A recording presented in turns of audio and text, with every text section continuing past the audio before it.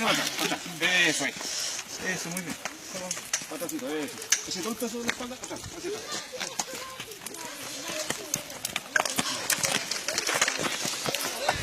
¡Va, mi coronel!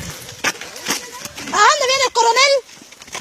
¿Cuál es el coronel que le dicen coronel para que muestre la prueba que tuvieron ellos para entrar aquí?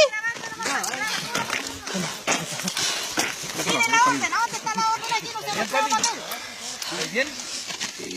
Bien así como va, güey. ¿Qué, si no puede caminar? ¿Me comeras, señora?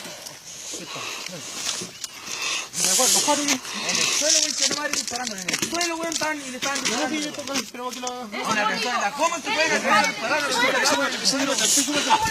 ¿Quién es el coronel? Grábalo bien y muestra, pues, güey. Muestra cómo dejaron tu Ojalá gente. que después me mostré eso, pues, weón. Sacando su carabinero al hombro, vaya lo que iba haciendo, ¿a quién le confiaron? Y nadie le hizo nada. Más encima que le dispararon, ¿cuánto crees? ¿Dónde encontraron el arma? No es primera vez que lo hacen ustedes, ustedes piensan que nosotros no sabíamos cómo actúan ustedes.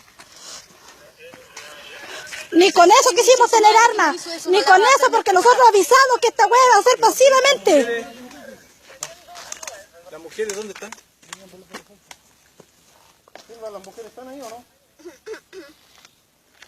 Mándate las mujeres que están de gama, pues.